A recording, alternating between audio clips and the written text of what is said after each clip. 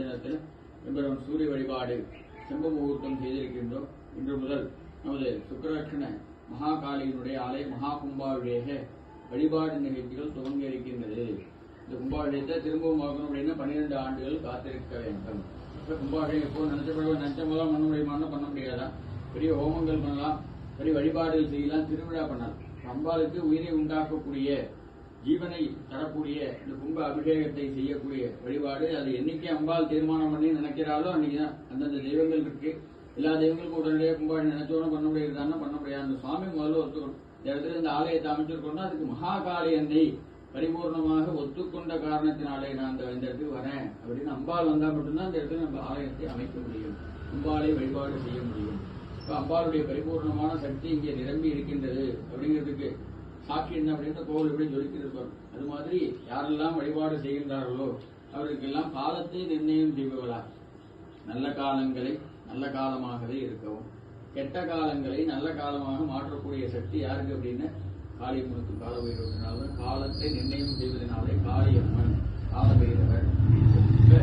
காளியம்மனை யாரெல்லாம் வழிபாடு செய்கின்றார்களோ அவர்களுக்கு காலங்கள் நல்ல காலங்களாக இருக்கக்கூடிய பெரும் அனுகிரகம் செய்யக்கூடிய பெரும் சக்தியாக அன்னையானவள் விளங்குகின்றார். இதில் பெரிய திருவுருவம் கொண்டு நம்மளை பார்த்தோன்னே நமக்கு மனசுல சந்தோஷமா இருக்கணும் அப்படின்னு அன்னையானவள் பெரிய திருவுருவம் கொண்டு இந்த ஆலயத்தை அமைத்து அனைவரையும் ஒருங்கிணைத்து எல்லோருக்கும் பலன் கிடைக்கும். அதுக்காக எல்லாரையும் கூப்பிடுறது. பத்திரிகை எதுக்கு அடிக்கணும்னா எல்லாரையும் கொடுத்து எல்லாரும் இந்த அருள் பேரருளை பெற்றுச் செல்ல வேண்டும், எல்லோருக்கும் அன்னையுடைய அருள் எப்பொழுதும் இருக்க வேண்டும் அப்படிங்கிறதுக்காக தான் எல்லோரையும் அழைத்து எல்லோருக்கும் இந்த பெரிய வழிபாடான கும்பாபிஷேகத்துடைய பரிபூர்ணமான திருவுருள் நமக்கு மட்டுமில்ல, கும்பாபிஷேகம் நடக்கிறது அப்படின்னு இந்த பகுதி மட்டுமில்லாமல் கிராமம் உலகம் உலகில் உயிர்க்கக்கூடிய அனைத்து ஜீவராசிகளுக்கும் ஒரு பெரிய வழிபாடாக இருக்கக்கூடிய கும்பாபிஷேகம் செஞ்சால் பலன் கொண்டு போய் சேர்க்கப்படுகின்றது. அதற்கு எனக்கு நமது கும்பகோணம் நகரத்தில் நமது சுக்கலட்சண மகாகாளி இன்னைக்கு இன்று முதல் கும்பாபிஷேக வழிபாடுகள் துவங்க இருக்கின்றார்கள்.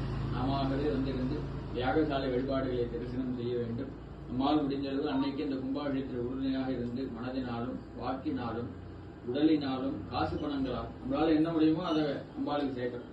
இந்த பணம் இல்லையா உடம்பால் அம்பாளுக்கு ஒரு தொழில் பண்ணணும், மனதை நன்னா கும்பாபிஷேகம் நடக்கணும் அப்படின்னு வேண்டிக்கிறதுக்கு இப்ப வாக்கினால உங்களுக்கு கும்பாபிஷேகம் நடக்கிறது வந்து தரிசனம் பண்ணும்போது அதுக்கு பலன் உண்டு. இப்ப நாம் அனைவருக்காகவும் இந்த பெரிய வழிபாட்டை அன்னையானவள் ஏற்பாடு செய்திருக்கிறது. அதை உணர்ந்து நாமெல்லாம் வந்திருந்து தரிசனம் செய்து உறுதுணையாக இருந்து அம்பாளுடைய பரிபூர்ணமான திருவருள் நமக்கு மட்டுமில்லாமல் நாங்கள் நகரத்திற்கு கிடைக்க வேண்டும், அன்னையனுடைய திருவருள் எப்பொழுதும் துணை நிற்க வேண்டும் அப்படின்னு நிறைவாக கூறிக்கொண்டு நிறைவான தீபாராதனை அருள் பிரசாதங்கள் வழங்கப்படும். இன்று முதல் மகா கும்பாபிஷேக விழாவிற்கு உறுதுணையாக இருந்து அனைத்து பக்தர்கள்